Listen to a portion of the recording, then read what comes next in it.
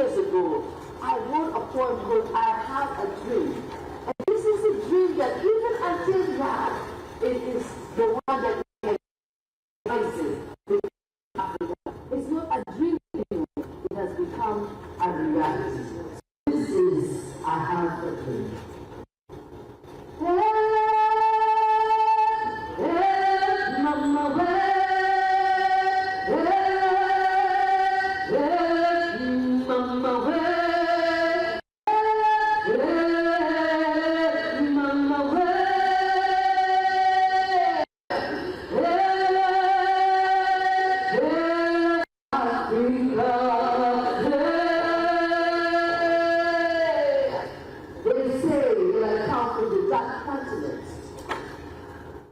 They say that I come from the dark continent.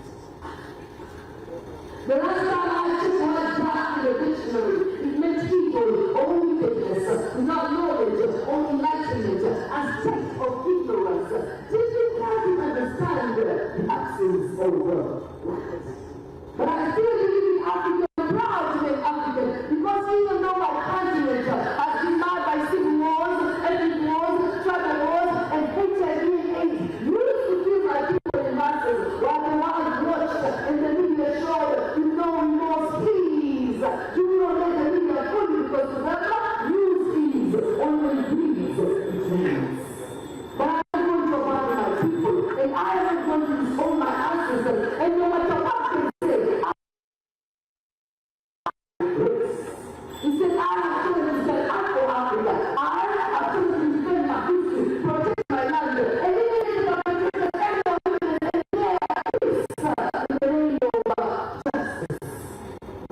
Let us not forget that Africa is the richest continent in natural resources, from gold to diamond, rubber to copper, timber to oil. Africa is badly known for its tourism industry. Africa exports tea, coffee, culture, uranium, just to name a few. Africa is beautiful in terms of the divine, the Victoria Falls, the pyramids, the oceans, the seas, even its people.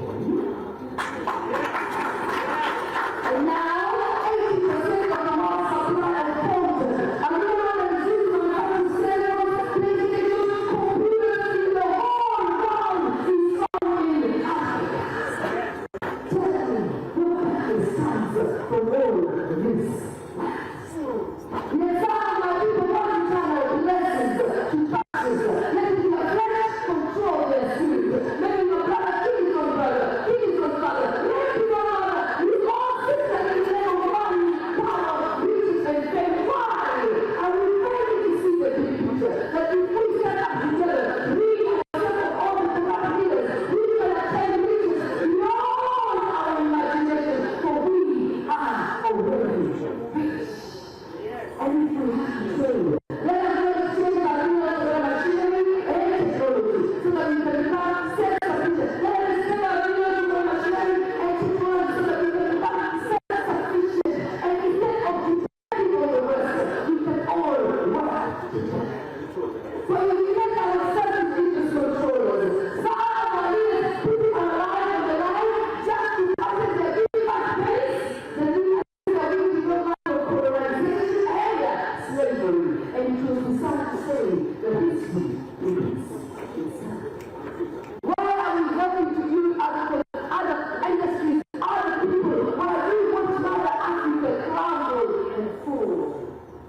I am for revolution, and I am searching for progress, and I am looking for peacemakers, and I teach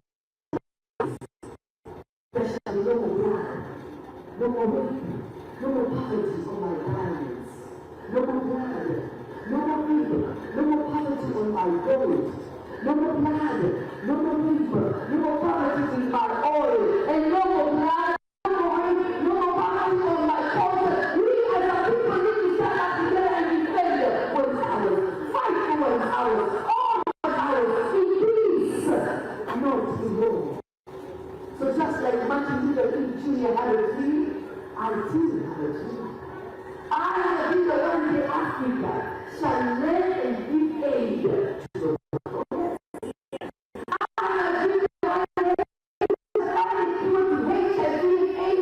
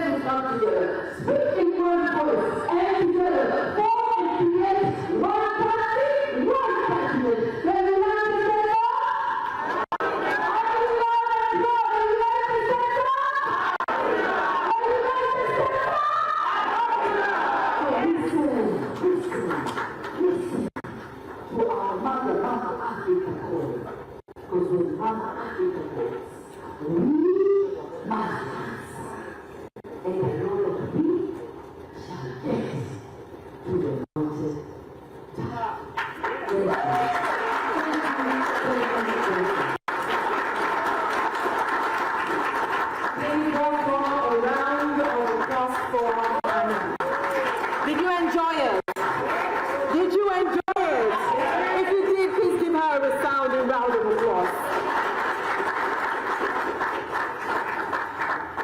I know that we are all excited to be here, but we cannot get started without being officially welcomed to this great event.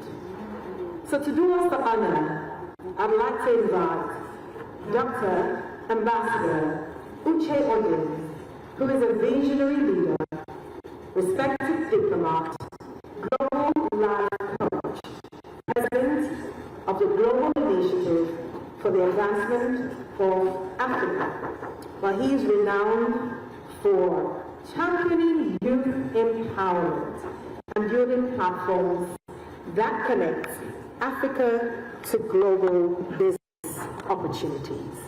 Alongside Dr. Uche will be Dr. Nelson Aluya, who is assistant professor, for the medical practitioner.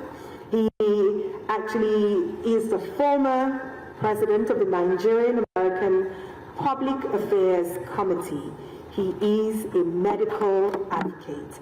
Dr. Aluya and Dr. Uche will be doing us the honor of officially welcoming each and every beautiful one of us here to this event. So please, ladies and gentlemen, a round of applause for Dr. Uche and Dr. Aluya.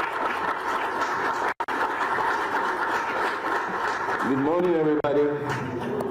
Good morning. If you're excited like the way I'm excited, you shouldn't be saying good morning like that. If you are excited that something big is about to happen, I want to see you say good morning. Good morning. That's not loud enough. In fact, as a matter of fact, if you love Africa and you believe in this continent and you believe that this is going to mark a new dawn for Africa and we are headed for the Africa, can you celebrate Africa by standing up on your feet and jamming those hands together to celebrate this continent? You are not clapping now. You better clap now. Something good is about to happen. Africa is rising. Something about Africa is rising. No, you hear what I said. Anybody that's not saying it well, they're not doing well for Africa. Something about Africa is rising. I said to talk to your neighbor, don't let yourself. Tell the person that's right, Africa is rising. Tell your neighbor, Africa is the best thing that has happened to all. Tell your neighbor, are you ready for the Africa we want? Because the Africa we want is here. So who celebrate the Africa we want is here, everyone? I'm so glad to be here with my co-convener, Dr. Aluya. My name is Dr. Uche Odins, and I'm the president of the GIAA, Global Initiative for the Advancement of Africa.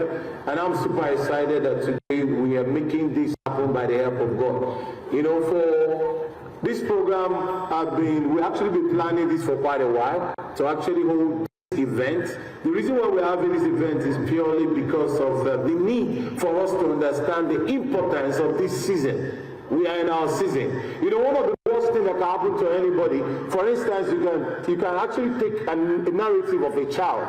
If a child does not know that he or she is no longer a child, and at the age of, how many of you, if somebody is taking feeding bottle at the age of 16 or 17, you will actually be the one to spank the person? Can anybody condone that? A child taking feeding bottle at the age of 17? Is it possible? What will you do? You say, hey, are you okay? Are you all right? They say, you know why we're having this program? We're having this program because it's time that Africa should stop using feeding bottles. Yes. We need to grow. That's the truth. We need to grow. If America can do it, they wake up in the morning, they say, God bless America. If America can do it, Africa can do it. Can I tell you something? Africa built Europe. The resources from Africa built Europe. How many of you are aware of that? The resources from Africa has helped a lot of nations. In fact, Africa has contributed immensely in America. We can't keep taking the back seat because of some stuff or whatever. Why we're having this program in America is because we love America. We are proud of what America is doing, but we want a situation whereby we all will be proud of Africa in a couple of years to come from now. If you love Africa, for one day. Now, the Ambassadors Economic Forum is practically this. Before I hand over the mic to my co-convener. The reason why we're having this program is this. Over the years, we noticed that our season has come. And we looked at it critically. We were like, what are the key things that we need to actually bring about the Africa that we want? And we actually pinpointed there are three major things that we need to fix in Africa. Three. All our problems in Africa is around these three things. And what are they? Number one, leadership. Leadership. If you concur, can I see your hands up in the air? Leadership. Leadership. Now, leadership is a very critical problem because everything rises and falls on leadership. No matter what you want to do, everything rises and falls on leadership. And our leaders in Africa need to get it right. Need to get it right because it's time. It's time. And guess what? If any leader don't want to get it right or whatever, there's a tsunami, a wave that is coming. In fact, it has started. You'll be blown away. So I know a lot of people, presidents and all, are going to watch this program. It's time for you to sit up. You can't keep your citizens impoverished when we have a lot, we have wealth, we have plenty. Africa is the Garden of Eden. Most of you read the Bible, for those of us that are Christians and all, you hear about the Garden of Eden. Africa is the Garden of Eden. We have it in Africa. Everything we need is there. But leadership is a very big problem. But guess what? If you're a leader watching this right now, you can make adjustments. You can. You can repent today to help your citizens. Enough of the corruption. Enough of the suffering. Enough of the lack. We have a lot of people running away, passing through Libya, dying on a daily basis, trying to hustle. Listen to me. Africa should be respected. I hear about the visa stuff. I mean, people don't want, everybody wants to travel to America. America is not like this. They all think they don't want to America. And that's why you want to come here. And that's why you want to live here. We need to wake up. Because Africa time has come. Now, that's number one. Number two, very important. One of the major problems in Africa is economy. Economy.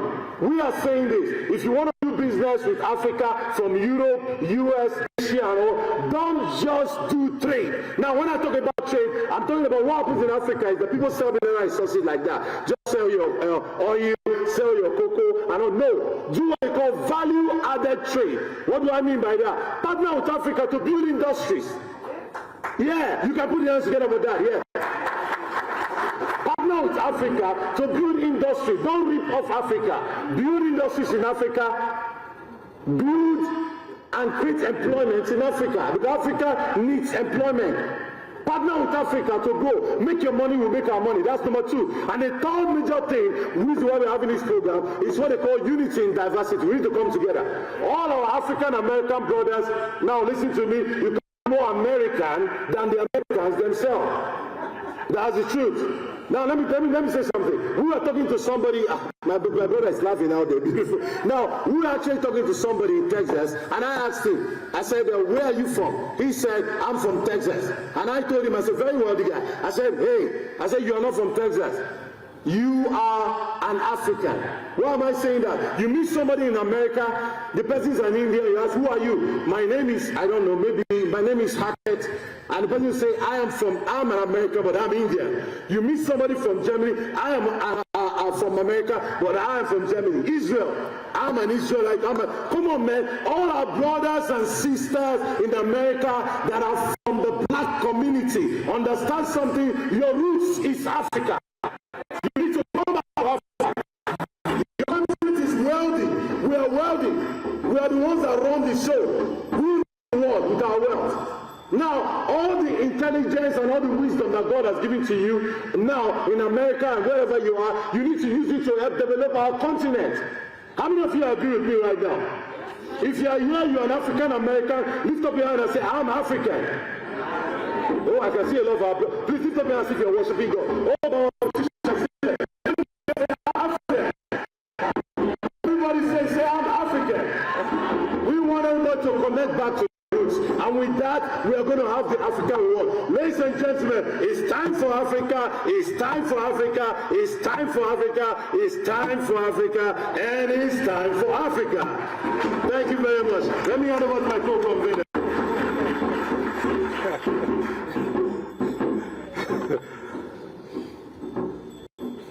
I was listening a little bit to the beats that was coming there. Like my brother had done earlier on with his beats. It was Africa through the beat speaking to you. So, my brother, thank you so much for such an inspiring and very motivating speech. You basically just preached to the whole house.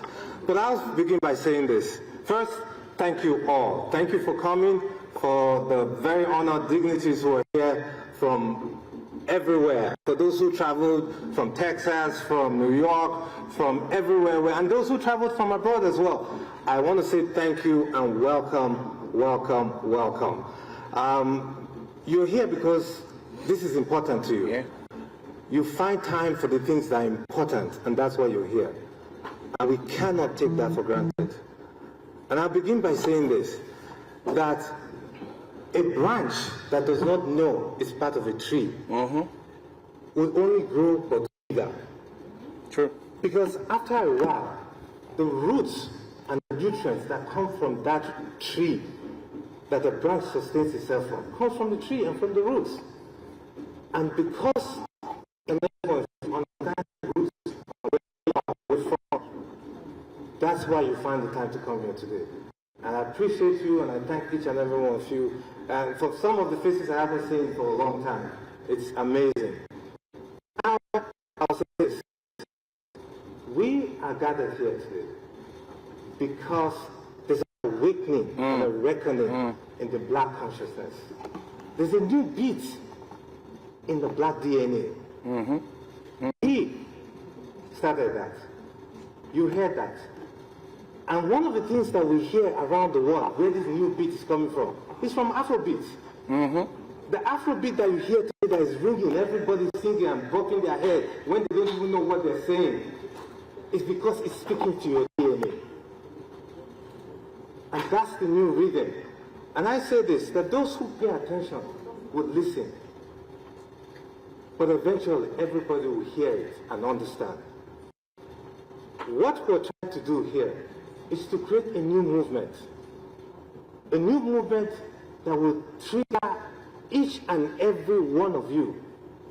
Whether you're born in the continent of Africa, you're born outside of Africa, or whether you're a friend of Africa.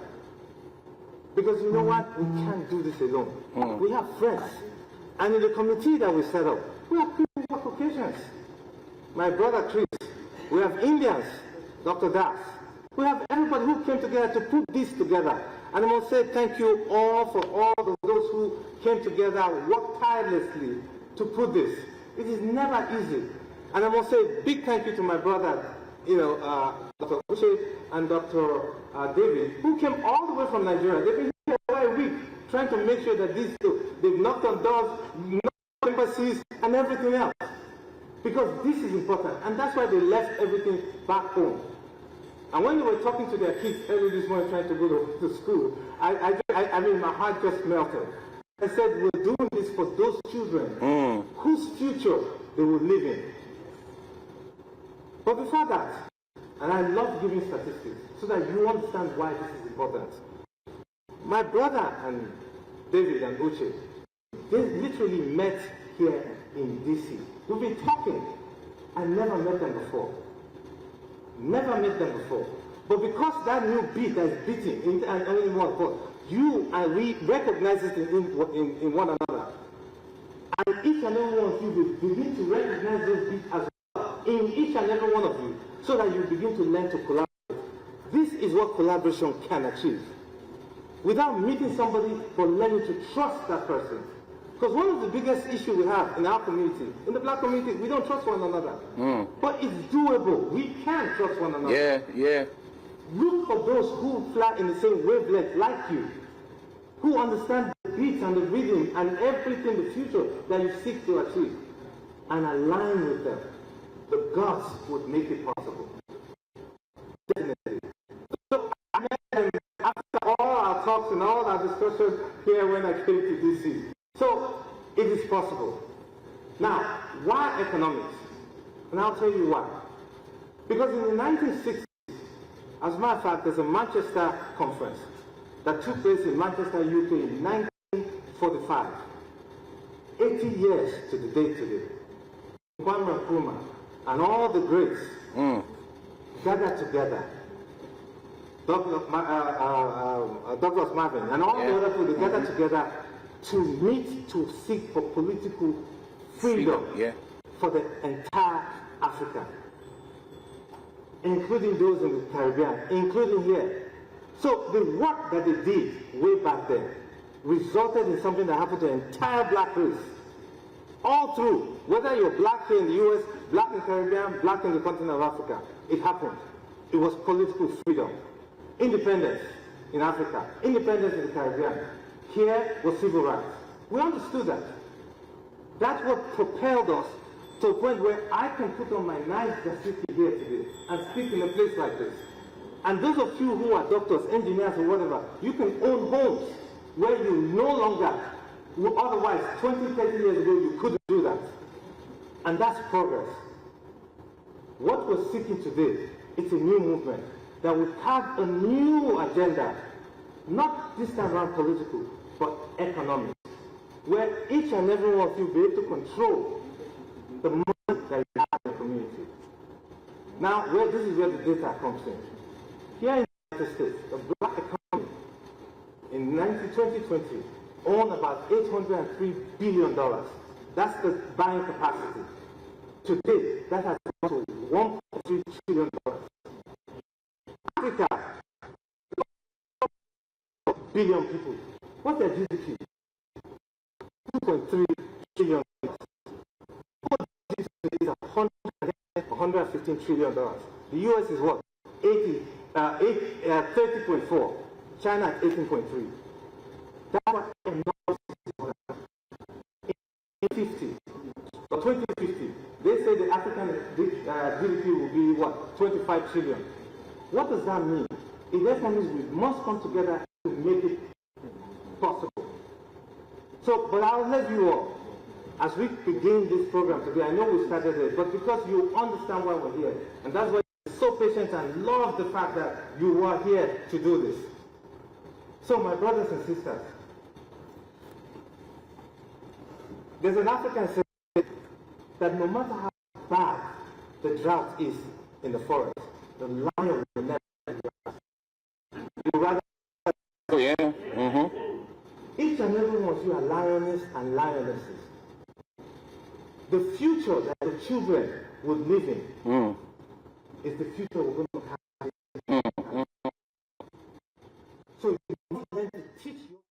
And those are African ambassadors, policymakers, entrepreneurs, and experts, as we told you earlier, coming together to galvanize a movement for the advancement and emancipation of the African continent economic-wise. And what they've been doing so far is to look at the critical potential that Africa has and what its vanguards can do to make it more improved, and of course to cut across all the various fabrics of economic growth for the benefit of the African continent. Well, this is an event that will go on even as there are conversations around driving economic growth and development for the African continent. And what is pertinent about the discussion so far is that these are young experts and African entrepreneurs who have come together in a gathering to foster partnership and to come up with viable solutions that can bring about growth